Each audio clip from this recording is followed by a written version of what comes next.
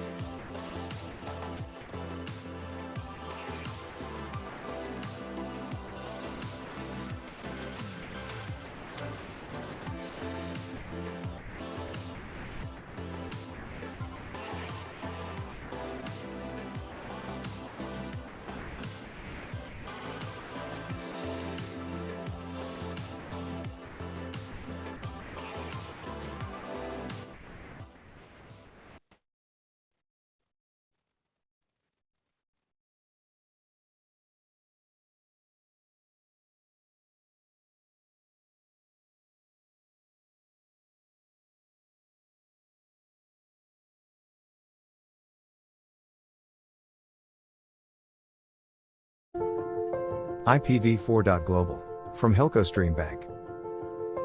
Backed by Hilco Global, IPv4.global has completed thousands of transfers. Our online marketplace serves address blocks and ASNs of all sizes and regions. Transparent, experienced, reliable. IPv4.global. You don't call your mum via a chain of other people's phones. So why would your Australian network be any different? One Internet Exchange Service makes single-point national connectivity in the Australian market as simple as IAA.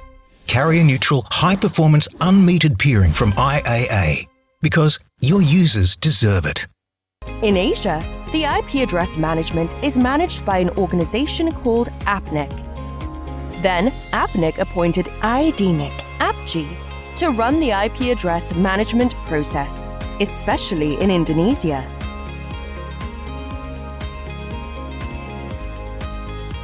Team Cymru delivers no-cost threat monitoring to internet service providers and hosting providers who partner with us. Nimbus Threat Monitor gives you near real-time threat detection, illuminating the compromised assets on your network and those of your clients by correlating your network flows with our world-class IP reputation data. Saving and improving lives is Team Cymru's mission, and making the internet a safer place is integral to that mission. Take advantage of our peer signal threat detection today.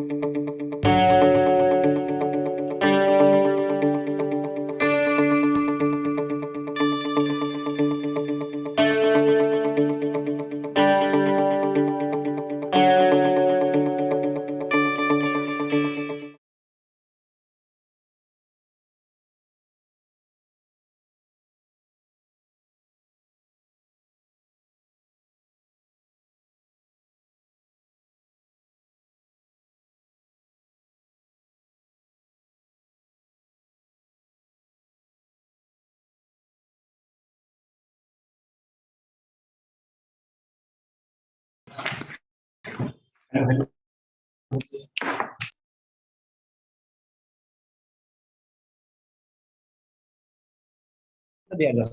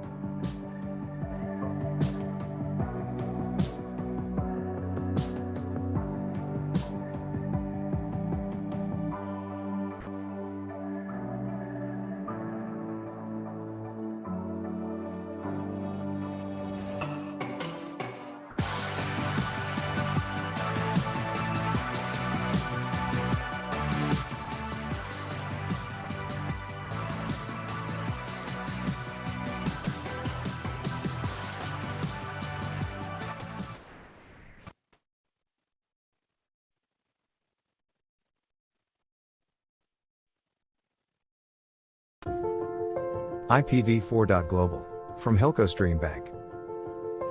Backed by Hilco Global, IPv4.global has completed thousands of transfers. Our online marketplace serves address blocks and ASNs of all sizes and regions. Transparent, experienced, reliable. IPv4.global. You don't call your mum via a chain of other people's phones. So why would your Australian network be any different? One internet exchange service makes single-point national connectivity in the Australian market as simple as IAA. Carrier-neutral, high-performance, unmetered peering from IAA. Because your users deserve it. In Asia, the IP address management is managed by an organization called APRICOT. Then, APRICOT appointed IDNIC, APG, to run the IP address management process, especially in Indonesia.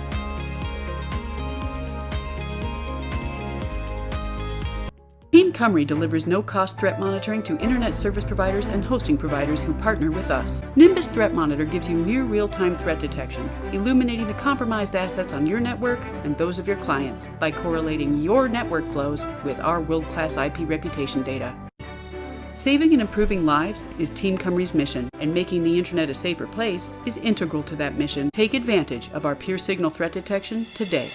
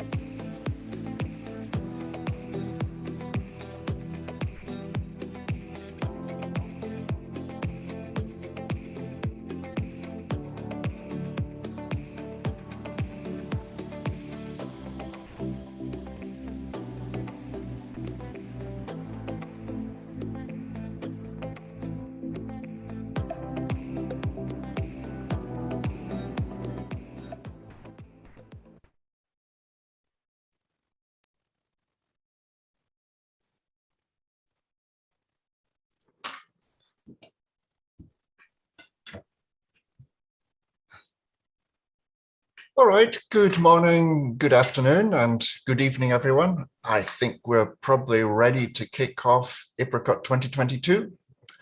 Welcome, everyone, to the opening plenary. Yes, as you've noticed, APRICOT is yet another virtual event. Unfortunately, due to the global pandemic situation, we're unable to hold a physical in-person event. So we're back here on Zoom for another conference. Those of you who live in the greater Brisbane area probably also know that we've had a massive weather event in the last 3 days. Over 1,000 millimeters of rain has landed here. Everything is flooded, low-lying areas, and most of us are sitting at home trying to run the event. So not only are we dealing with a pandemic situation, we're also running APRICOT 2022 from our homes. So we're using Zoom meeting. If you have any questions for either of our keynote speakers upcoming, please use the Zoom chat window. Otherwise, for general conference chit chat with other delegates or technical support issues, we recommend that you use the conference Comet Chat facility, which you can access via the chat balloon on the bottom right of the conference website. So I'm going to be your MC for the opening plenary, and I will leave all the other folks to do all the speaking and the welcoming. So to start with the welcomes, we have Aftab Siddiqui, who is one of the directors of the APNOG board, who will deliver the welcome on behalf of APNOG. Thank you, Philip. Thank you for the introduction. Hello, everyone. My name is Aftab Siddiqui, one of the APNOG director.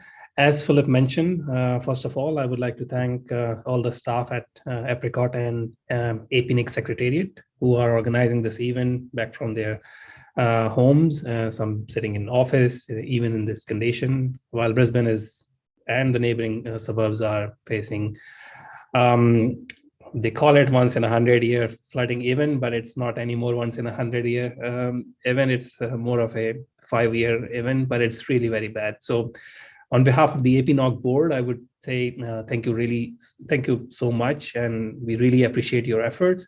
And at the end, I would say, please stay safe. Please take care of yourself.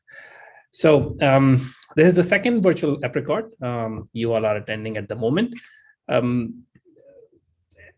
I hope this is the last one in a virtual environment. Hopefully next time we'll be able to do some kind of face-to-face and maybe a hybrid, hoping for the best. While we all miss meeting our friends and colleagues face-to-face, the virtual event has given opportunity to many who were not able to attend in person in the past. Just like last year, we have seen many registration coming from out of the region.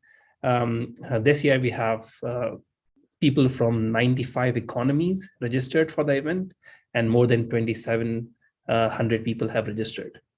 It's really big numbers, and in the last week we had a very successful tutorial week. Of course, we are not having face-to-face workshops, but tutorials, what we saw last year, are as successful and as interesting for many people across, not just in APAC region, but also in the neighboring region where the time difference is not much. So there were more than 1,500 people attended sessions from different sessions ranging from learning automation, learning about DDoS technique, learning how to do route filtering, and learning about different types of things which we have learned. For example, how to manage GitHub for network engineers. This is kind of interesting things which we have seen this time. So it's all in all a very successful week we had last week, and hopefully another successful coming days coming up with the help of APNIC and the APRICOT team arranging this. So I would say welcome on board. Thank you so much for joining the session. Please stay with us for the remaining coming days. The program is really very good. Please have a look at the program and don't forget to join the socials. If you are interested in finding something really, really cool for the very first time, please join the socials, and there are good surprises for all of you. So that's all from my end. Thank you so much. Over to you, Philip. Thanks very much, FTEP. Next, I would like to introduce Gaurav Raj Upadhyaya, who is chair of the APNIC EC, to say his welcome on behalf of APNIC. Thanks, Gaurav. Thank you, Philip. Hello, everyone.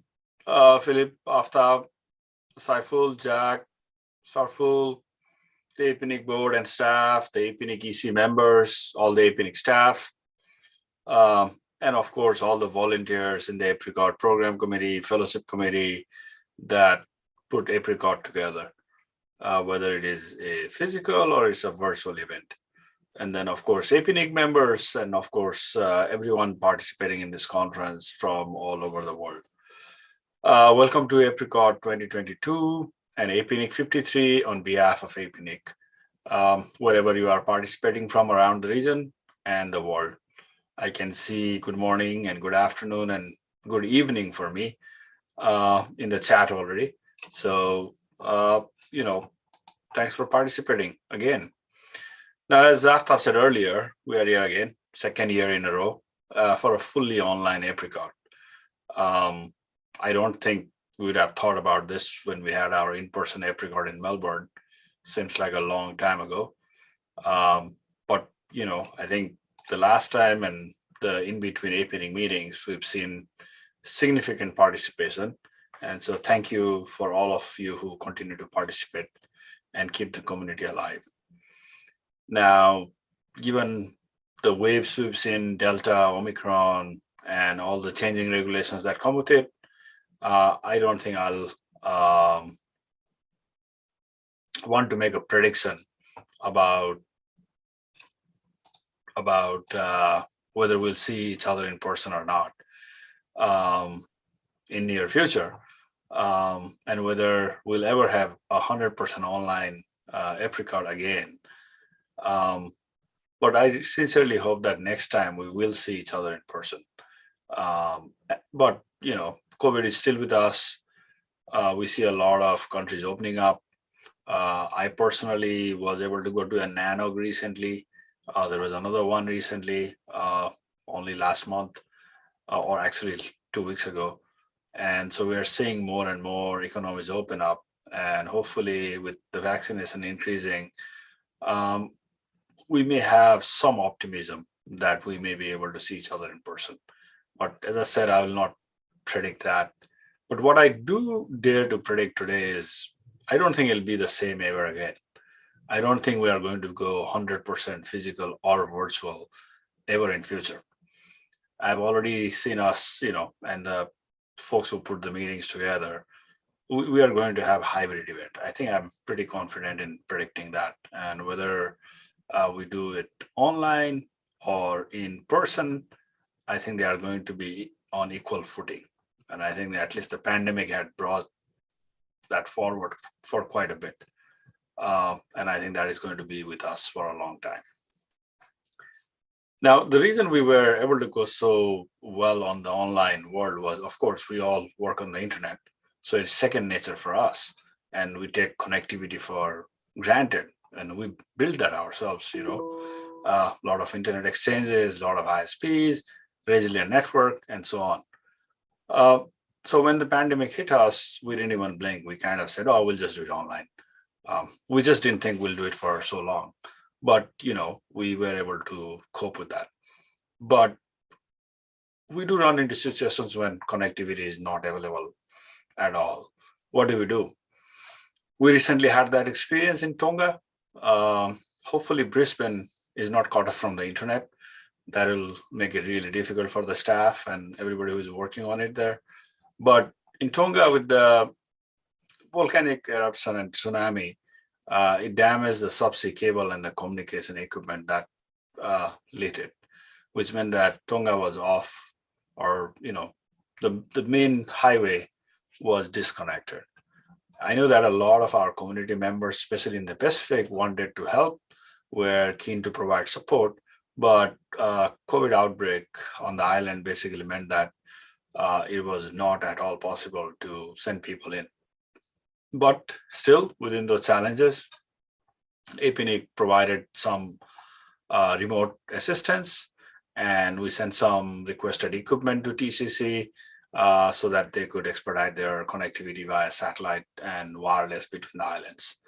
I believe, or well, the cable was repaired about a week and a half ago, and connectivity has returned to Tonga, but that was almost 5 weeks without a real good connectivity to the island. I'd actually like to thank everyone in the community, and there are a lot of them, who did provide assistance on behalf and on behalf of the APNIC EC. I went to wish TCC, Digicel, Tonga Cable, CERT Tonga, and the Ministry of Communications, and all APNIC friends and members in Tonga the very best, and applaud them for their tireless work in getting Tonga's internet back up and operational again. Well done. Now, I think if we were in person, I think this is when we would give them a big applause. Unfortunately, in the virtual world, I guess we'll just have to give some Zoom reaction.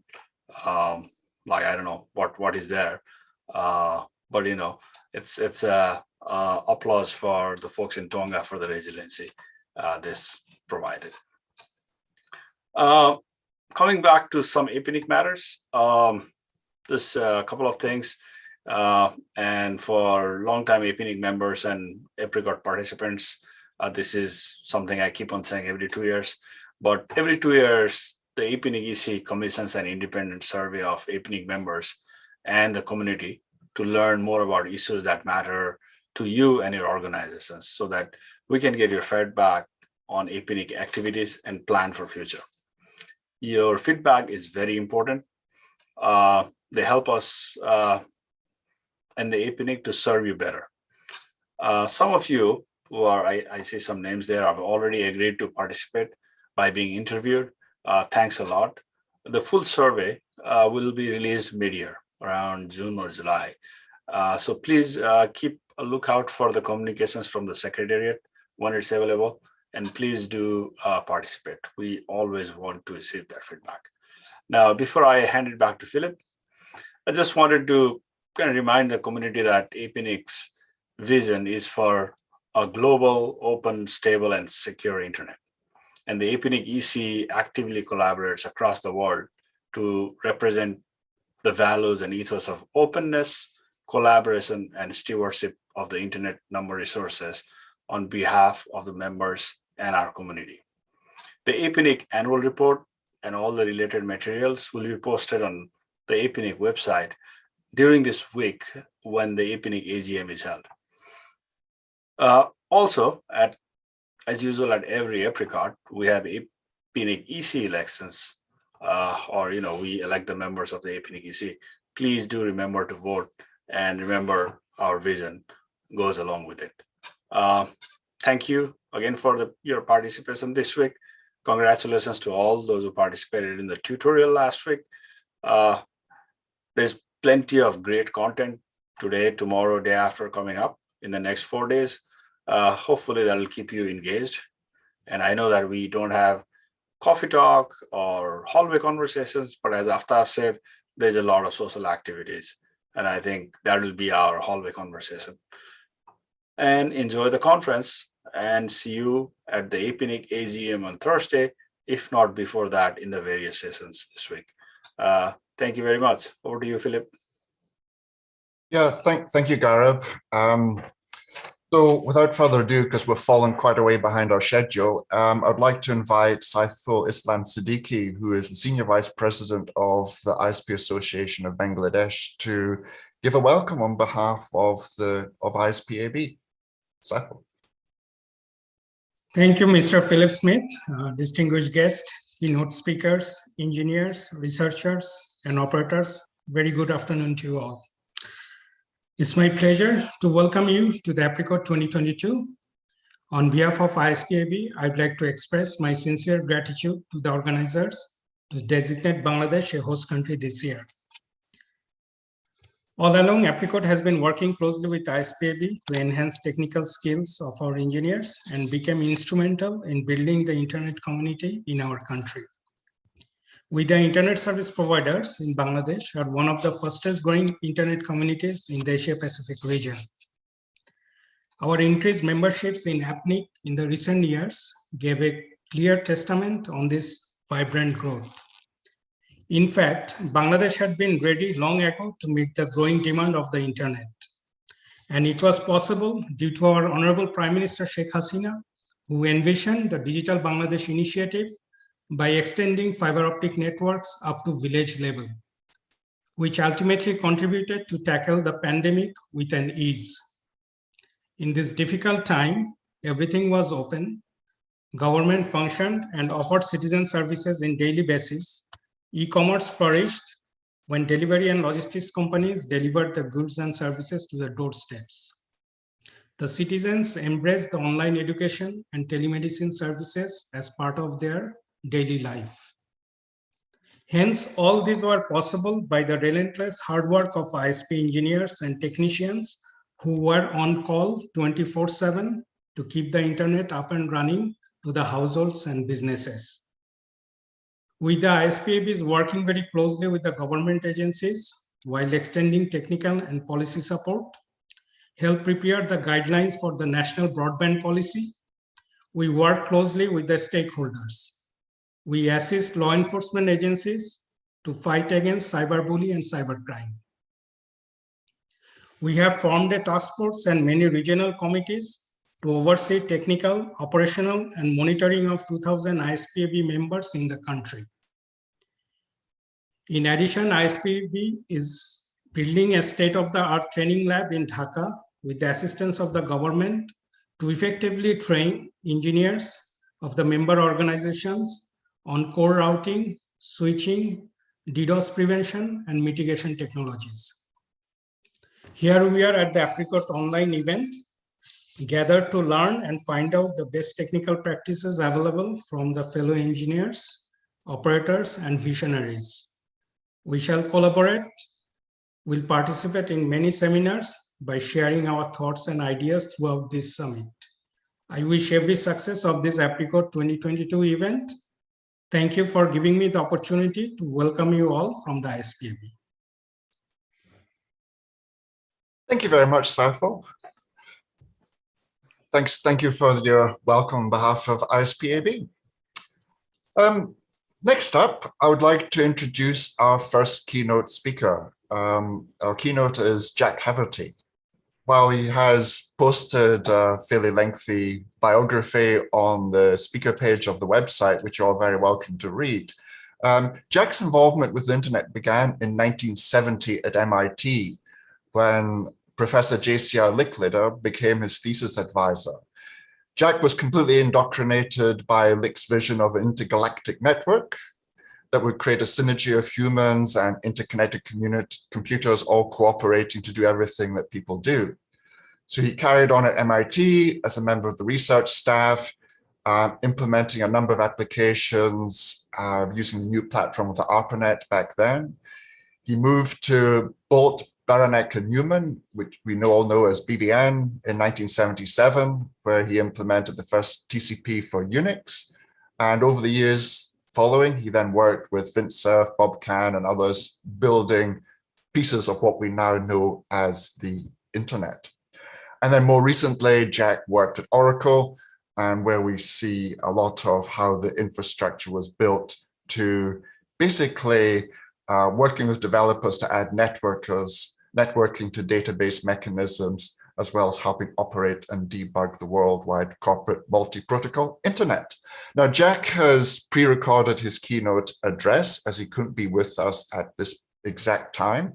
So let's all now sit back and enjoy Jack's view of why we made the internet so difficult to operate.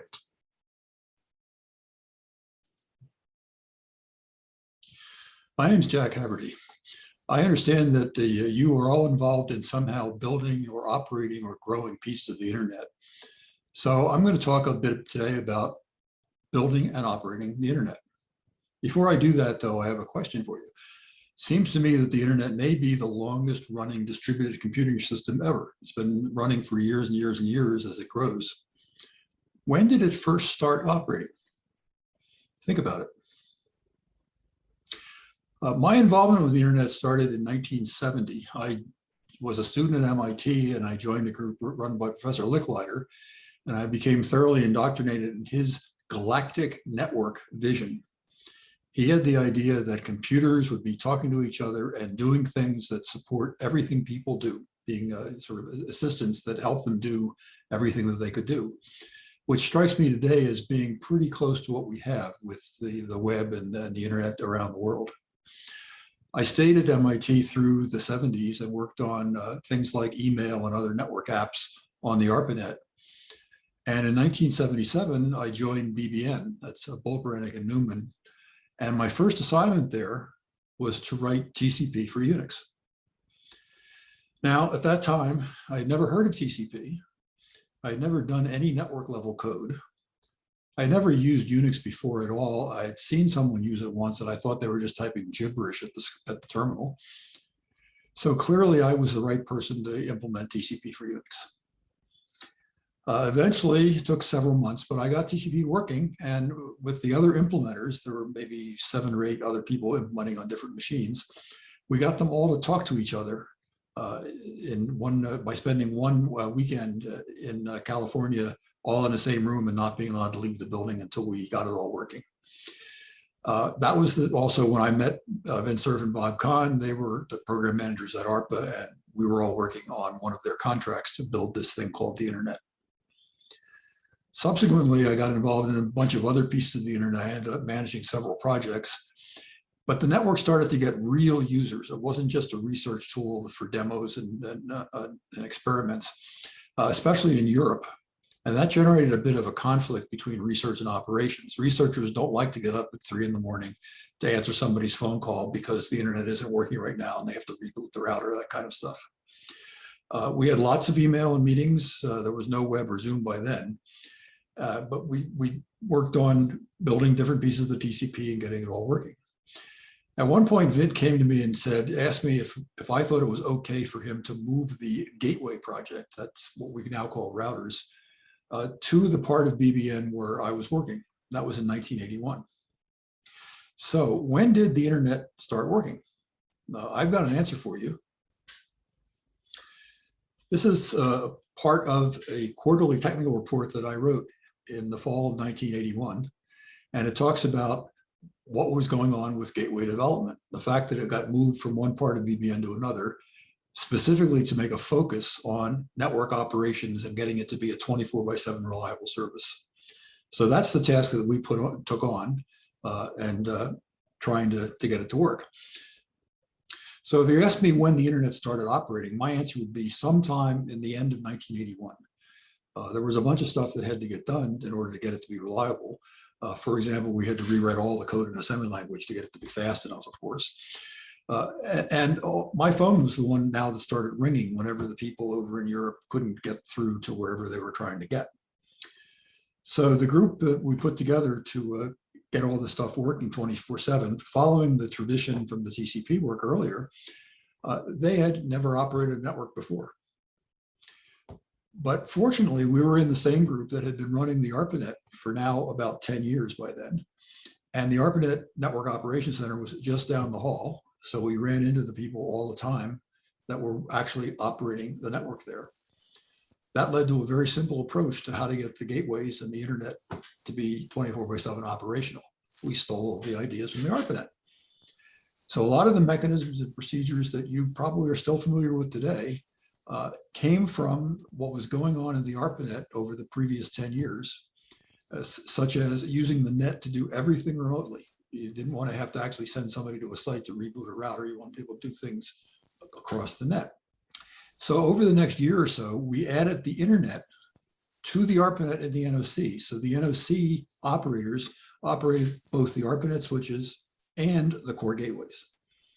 A lot of the mechanisms and procedures from the ARPANET world got translated into things like ICMP and echo requests and SNMP, things that are parts of the core internet technology now, which enable tools like ping and XNet and traceroute and TCP dump, those kind of things, to actually be written so that you could actually use them to see what was going on inside this network that we were building. At roughly the same time, it was the users, namely Vint Cerf and Bob Kahn, decided that there were other things that the users of the network had to be able to do, in particular interactive voice and graphics. That has an impact on how networks work, because if you're transferring a file, for example, you want all of the bits in the file to get there, but you don't really care too much about how long it takes. It should be as fast as possible, but it just, as long as they get there, is the priority.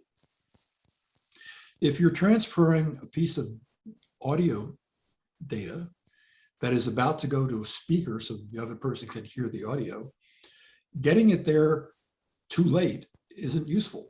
If the data for the next syllable isn't there when the speaker needs to have it, you might as well not send it at all.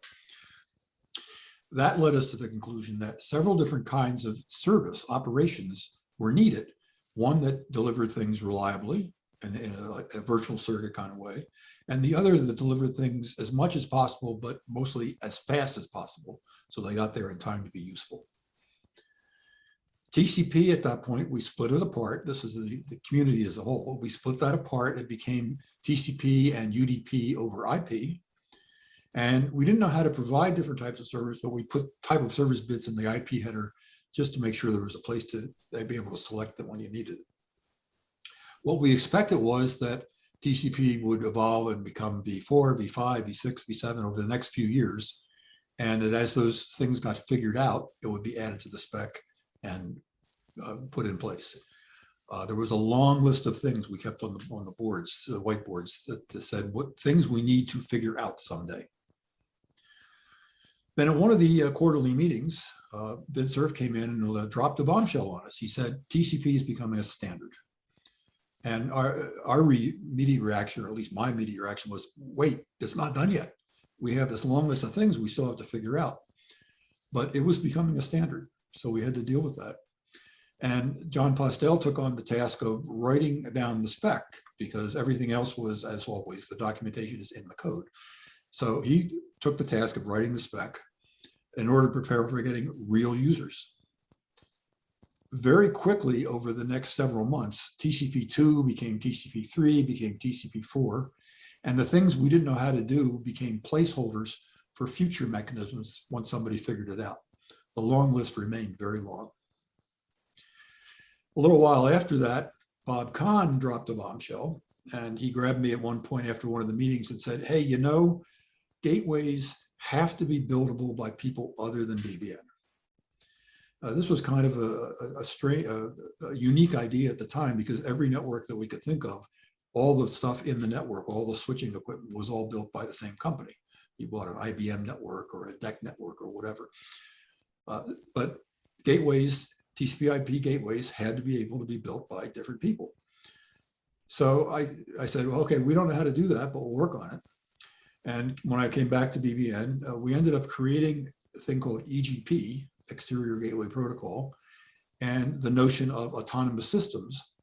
And the intent of those was to make a firewall mechanism so that different pieces of the internet could coexist without interfering with each other. And that would allow us to build our piece of the internet and put in whatever we thought had to go in there. That would also allow other people like Dave Mills and Dave Clark and so on to build their piece of the internet and put their stuff in, try out different ideas, figure out what worked best, and then fold that back into the spec for the ultimate system being built. It didn't actually work out that way. I understand there's now thousands and thousands of autonomous systems, and it's become a long-term solution. That wasn't the intent. Anyway, at that point, roughly 1983-ish or so, I left the research world and I formed a thing called a system engineering group, because we needed to help get the real users online, the users who were coming on in things like the Defense Data Network that were not researchers, but they actually just wanted to get some work done. We ended up inventing a whole bunch of tools and mechanisms to add on to make that possible. A remote data scope was one where we could actually look and see what was going on when the user's sending things to the wire, the TCP's sending things to the routers at some remote site. We used TCP dump, ping. We put SNMP in the hosts to see what's going on with packet duplication and retransmission and all that kind of stuff. All those kind of tools and mechanisms were very useful to actually take a system and get it online. So we ended up with a motto for the system engineering group. It should all just work.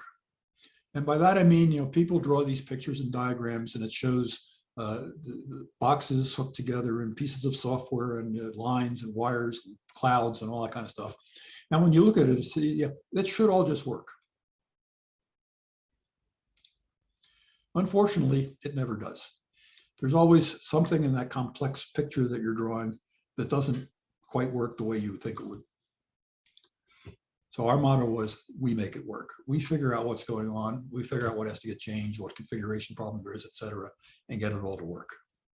So while that was all growing and people were coming online, like, for example, the US Army payroll system, you really had to get that kind of a user online and happy, because you don't want the people in the Army to not get their paychecks because the payroll management system can't use the network. That's just not a good thing to do.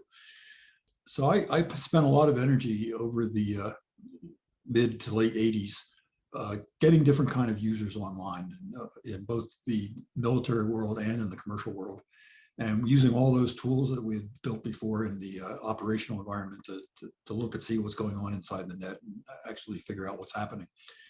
But in 1990, I was lured out to the west coast of the US and I joined Oracle as internet architect. Oracle's company basically builds databases that are used by essentially everybody.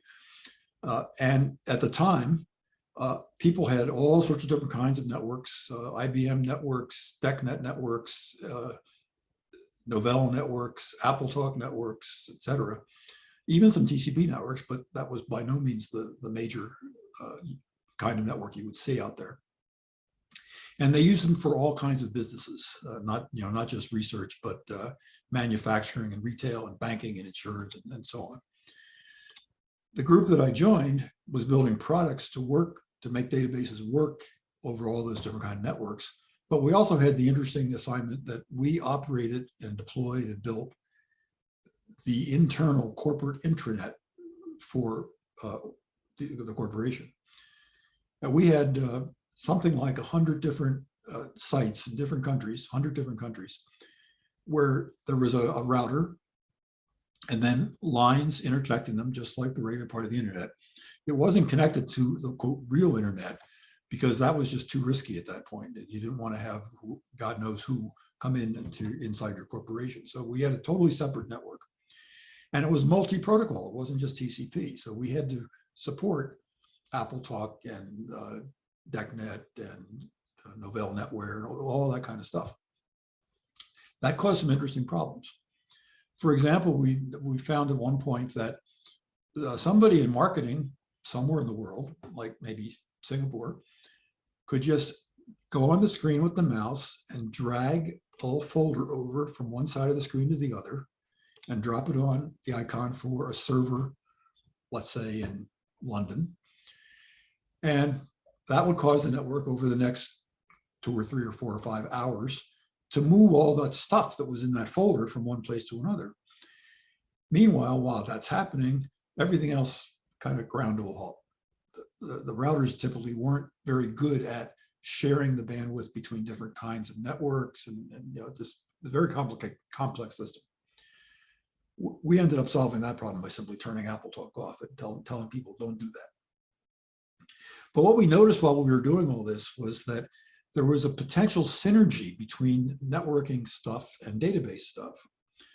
And in particular, I sat down with one of the other guys.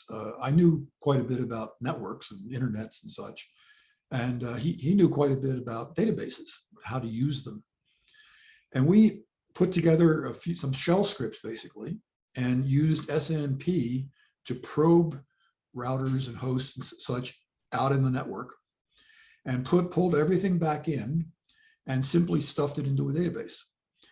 So even things like lines coming out of TCP dump, which you may now know as Wireshark, would go into a database. And then using the database tools that I knew nothing about, but he knew a lot about, we ended up doing things like making a real-time display that we put in the NOC of different things that were going on in the network. So we could monitor the the throughput between two hosts doing a file transfer, or the packet traffic flows through routers, various things that you get at with SNMP. And we noticed that at one point we used that kind of, I call it a heart monitor, to react to problems. So someone would call up, for example, and say, hey, I've been transferring this file between Sydney and California, and today it's taking 2 or 3 times longer than it always takes. You know, the network is slow. So it's not that it's not working, it's moving, but it's taking forever, and I don't have the time. Okay, so we had to figure out how to do that. So what we did was we used all these tools, and we put up a chart on the wall there with the live heart monitor, and we could actually see that when the network had a circuit outage of some kind, just a little glitch, for a few seconds or maybe a minute or whatever, things would stop, and then they'd come back, and there would be a little flurry of activity, and eventually the line would become nice and steady again. But then we noticed that the line would become nice and steady at about half the level that it was before the glitch happened. So that meant, well, why is this happening?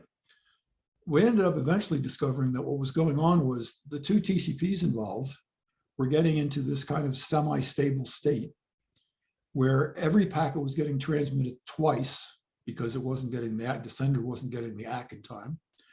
And it was getting through as a duplicate. So the network was carrying all the data drams just perfectly. And the receiving TCP was throwing them away because they were duplicates, just the way it's supposed to work. Of course, nobody was telling anybody that there was any problem except the user who said, hey, it's taking twice as long as it used to do this kind of stuff. What I learned in that was that integrating the database tools and the networking management tools, operations tools, created one of probably the best network management operations tool that I had ever seen. I probably still would. So that caused us to basically look at the internet now, and the internet was in effect always an experiment. And one of the experiments, one of the aspects of the experiment that is in TCP, and essentially is a change in the fundamental way that the networking mechanisms work. If you look at older networks, they usually offered a virtual circuit service. So you put bits in one end and they come out the other end, and they don't get duplicated, they don't get mangled, and they don't get reordered. They just come out the way they went in, just like it was a wire, which is exactly the same thing TCP provides. But in a single network like the ARPANET, the network itself did that. With TCP, what we do is we take the mechanisms that make that virtual circuit and we move them out. They're no longer in the switches. Now they're in the hosts, the computers. So the computers do the retransmission, they do the flow control, they do the acknowledgements, all that kind of stuff that used to be done inside the network switches themselves. What this means is that in order to figure out what's really going on in your network, you have to look at the whole picture, not just one individual little piece of it. So I promised to say why we made the network so hard to operate. Well, here's a summary. First of all, we didn't really know how. We just copied what was going on in the ARPANET. And they did a good job, but that was 50 years ago now. So it's probably a little time to rethink this. The second thing is all this TCP technology, we weren't done yet. We still had that long list of things that had to be figured out someday. And the technology kind of got out of our hands and went out into the user's environment before it was ready to go. And at the time, it was an experiment. So there were lots of things that were tried, not because we knew they would work, but because we didn't know that they wouldn't work. After all, it's an experiment. You're supposed to try new things. And eventually OSI was going to come and replace everything we were doing with the real solution anyway. So it was perfectly fine to try things out. The other thing is that in getting to operations, a lot of the technology that was developed over the years didn't actually make it out to the real world. If you look at the RFCs, for example, that come out that the IETF produce, there's been thousands of them. And there's all sorts of problems they've worked on and all sorts of solutions that have been standardized and proposed and documented and so on. But the question is, how many of them are actually in your network? So if we fast forward to today, what's it look like? Now, I'm just one of literally billions of users now. My homeland, I just looked this morning, it has order of 50 different devices on it. Do they implement any of those RFC mechanisms that are supposed to fix problems? I can't tell. Can you tell? Do you have any mechanism for keeping things that don't work off your net, or does anybody who has an Ethernet plug able to plug in and come online? There's all sorts of operational issues that we went through and developed, but they haven't made it into the real world. I'm now just one of billions of users, so I don't really know what's going on inside the networks now, and I haven't really paid much attention literally for several decades. But just about, maybe 2 years ago, a friend of mine that I've never met contacted me by email to ask him. He had a problem that was essentially a gaming problem. He wanted to use some technology over the internet that is kind of like a game in the sense that it needed interactive response. When you fire the gun, you really want to see the thing shoot that you're shooting at, right? And he was having trouble that it typically worked a lot, but every once in a while it would just not work at all. And that meant that he couldn't play the game. He couldn't actually ever hope to win. So I helped him, and we found, much to my surprise, that things like TCP dump, Wireshark, and ping, and traceroute, and all those kind of tools that I used to use back in the 80s and 90s still work. So we did some probing to figure out what was going on. And his technology, it's an app that we can't look inside, so we don't know what the app itself is doing.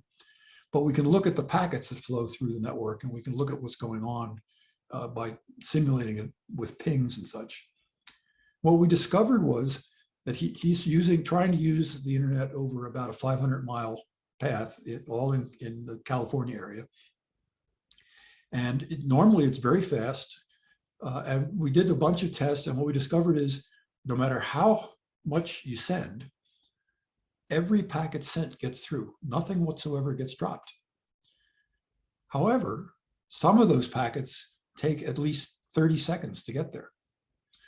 So every once in a while, when something happens, whatever it is that causes that kind of a hiccup to delay the packets and buffer them up somewhere for 30 seconds, they don't get there soon enough for them to be useful for his app. So as far as the network's concerned, it's working fine. All the packets are getting delivered. As far as the user is concerned, it doesn't work at all. That I can relate right back to the 1980s, when we talked about types of service and the need to have different ways the network behaved in order to support different needs of the end users. Some people need to get all the data through, no matter how long it takes.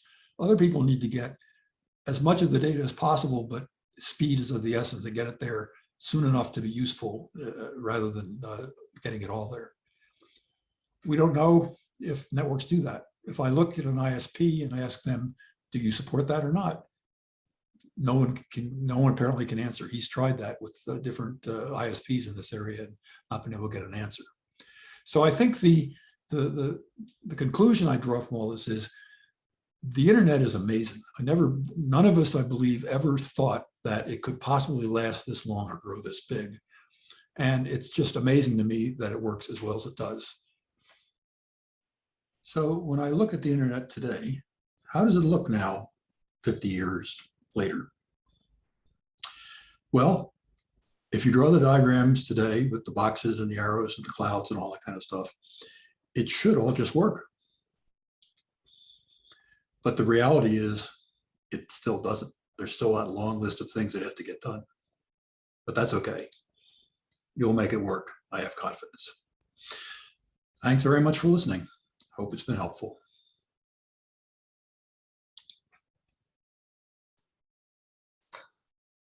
All right, thank you very much for that, Jack.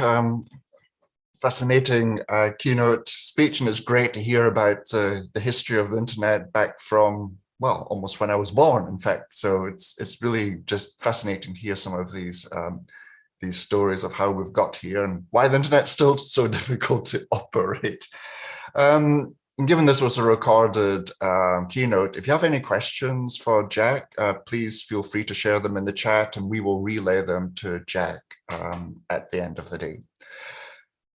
Next, I would like to introduce Shafu Alam, the Chief Strategy Officer for Fiber at Home. Shafu is one of the most experienced professionals of internet, data, and fintech and insurtech business in Bangladesh.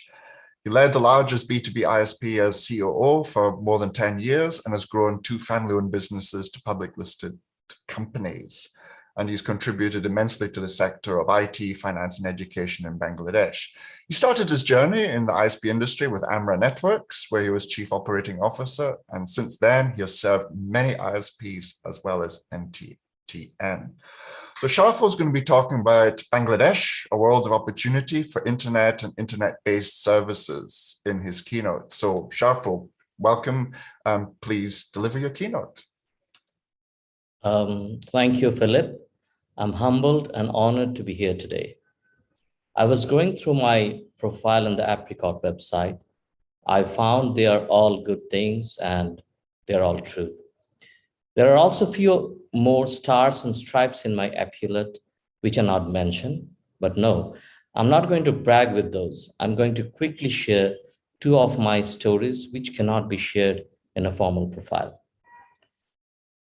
Do you remember when your first email was created?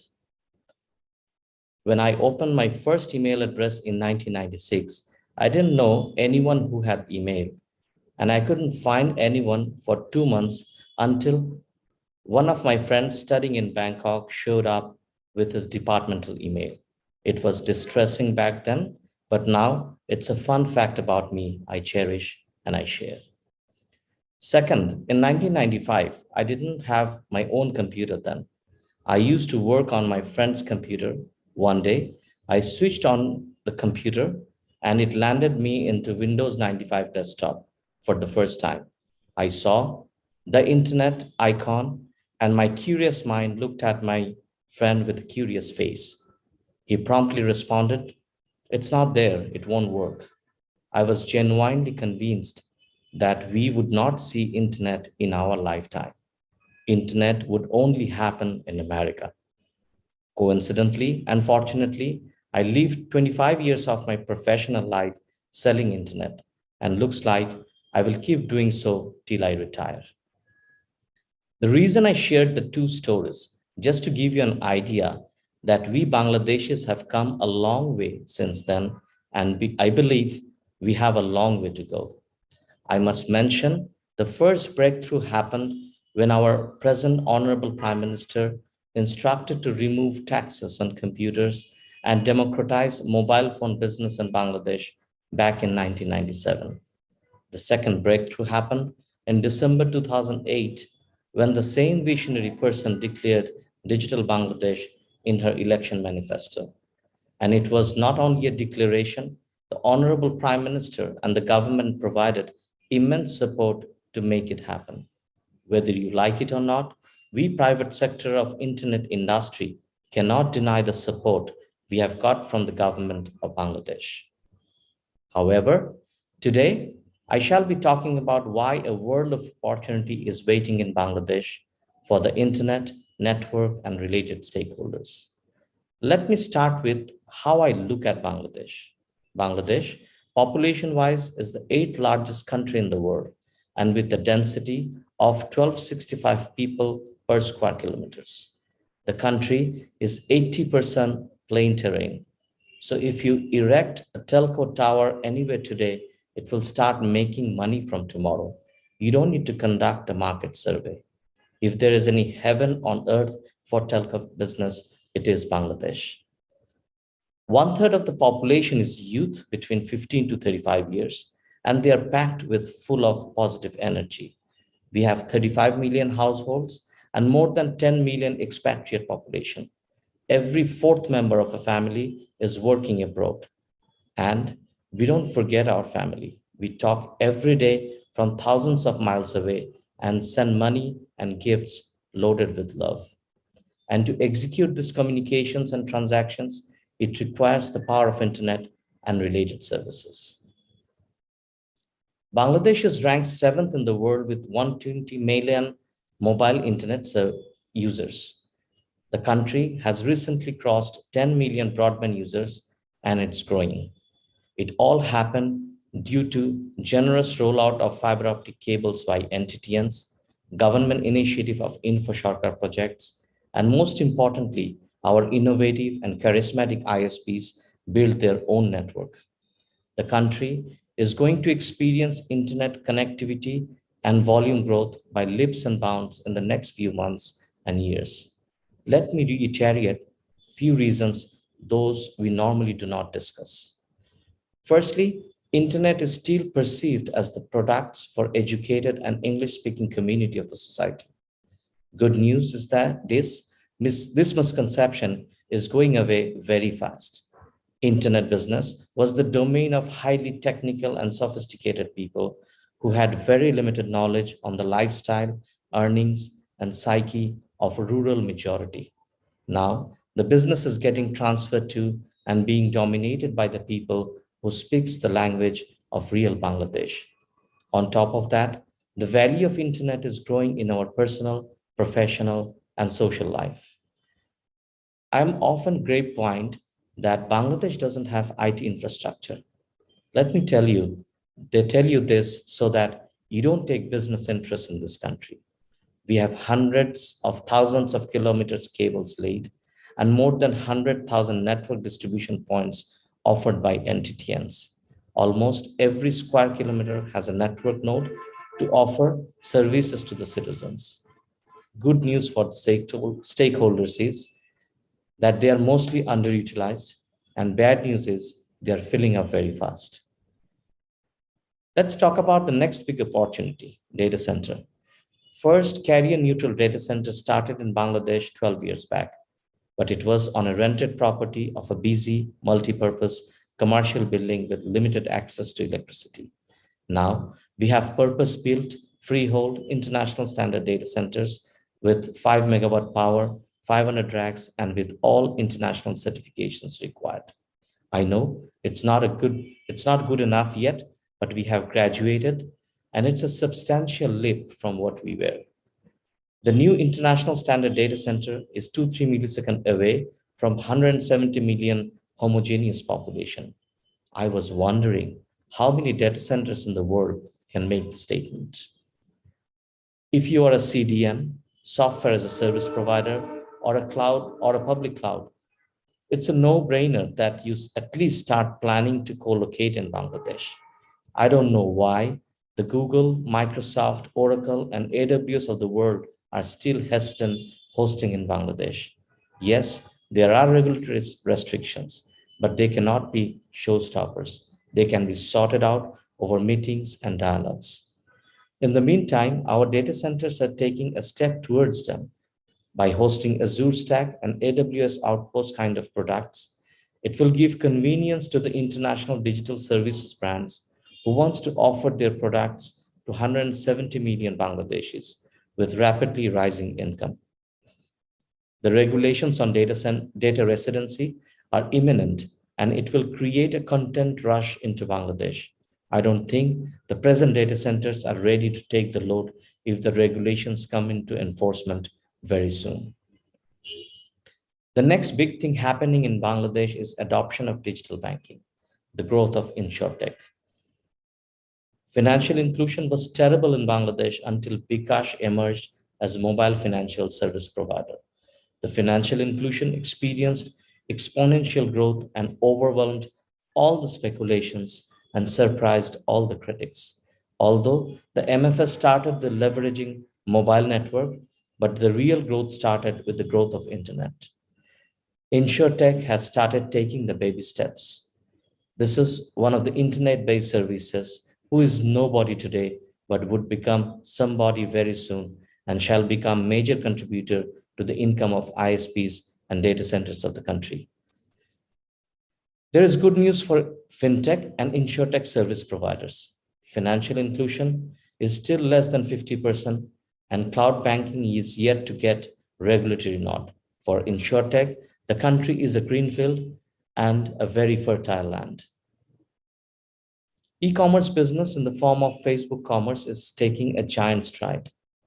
There are more than 300,000 Facebook commerce merchants, although 90% of the transactions are taking place cash on delivery, but the growth is leaning towards digital payment, and it will have a great positive impact on fintech growth and hence the growth of internet. E-commerce of the second-hand market, also known as re-commerce, just emerged.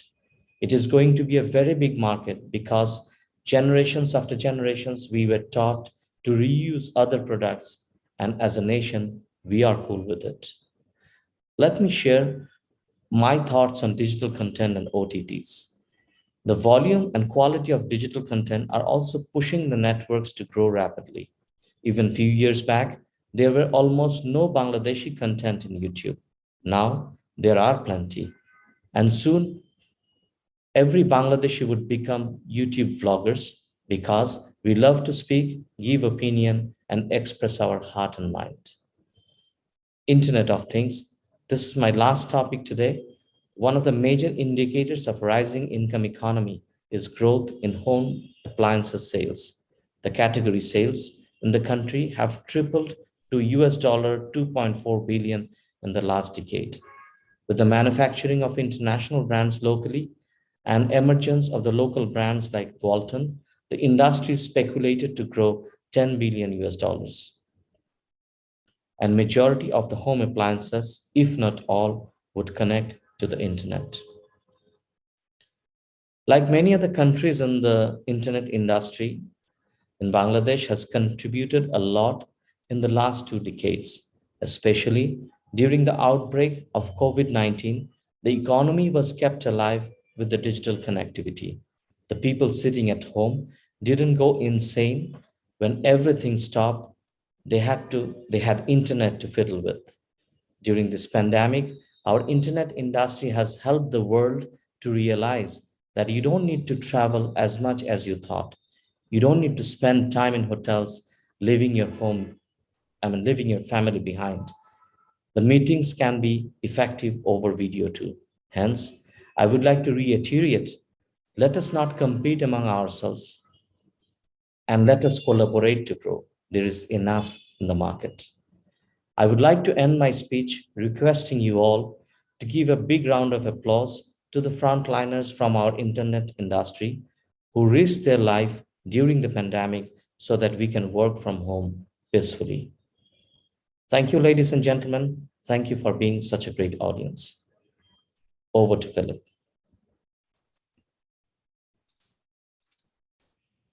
That's great. Thank you very much for your keynote, Shafu. Really appreciate it. It's great to get the insight into the internet industry in Bangladesh. Really appreciate it, and be great for many of the people who are participating in APRICOT this year. So really appreciate it. Thank you very much. Again, if there are any questions for Shafu, I haven't seen any in the chat, but if you have any questions, you can ask them in the chat now. We can forward them on to Shafu later on, or any time during the week if you have anything you wish to ask. Otherwise, thank you very much. So we have a couple of minutes left. So to finish off, I would like to recognize our sponsors, just briefly recognize the sponsors that we have. APRICOT, as you know, would not be the event that it is without the support of our wonderful sponsors. This year, we would like to recognize our platinum sponsors, who are APG IDNIC, the Internet Association of Australia, Hilco Stream Bank, and Team Cymru. Our technical training partner for APRICOT 2022 has been the Internet Society. Our peering social sponsor is Equinix. Our gold sponsors are Console Connect by PCCW, Digital Edge, Flex Optics, HKIX, Laris, PLDT Enterprise, SGIX, and VeriSign. Our conference social sponsors are Globe Business, Microsoft, and Netflix. Our diversity and tech sponsor is Akamai. Our community sponsors are Alita Networks, At Tokyo, AWS, BDIX, DCakes, Google, Megaport, Meta, Asia Connect. And our peering sponsors are AMSIX, BeaconX, JPIX, Lynx, and MyIX. And you can see all the sponsor logos and the sponsors of the APRICOT AGM will be noted on Thursday on the screen in front of you.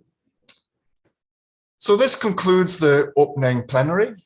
I would like to thank our two keynote speakers, Jack Haverty and Shafu Alam, for their excellent keynotes. Really appreciate the effort that both our keynote speakers have gone in to prepare for our conference and for their keynotes. Please join us in 15 minutes when the conference resumes. There are two parallel sessions. The first is the APOPS panel discussion about operating a network when a natural disaster is occurring. And the other session is the APRICOT Cooperation SIG Forum. So these two sessions will be in new Zoom meetings. So this Zoom session will finish in a few minutes. Please join those via the APRICOT program page as soon as you are able to do so. The conference poll has just popped up on the screen in front of you. If you please give us an indication about how you rate the session, we'll be running these polls for every session throughout the week. And that gives the program committee and the APRICOT organizers at APRICOT guidance as to how you felt about the session. Otherwise, that brings us to the end of the opening plenary. Thank you all for your participation. There is one question in chat, but unfortunately we don't have enough time for that. So we'll take that one offline. It's for Shafu Alam, and we will deal with that question offline separately. So sorry about that, Manoj. We've run out of time for that. See you in around about 50 minutes in your session of choice. Thanks, everybody.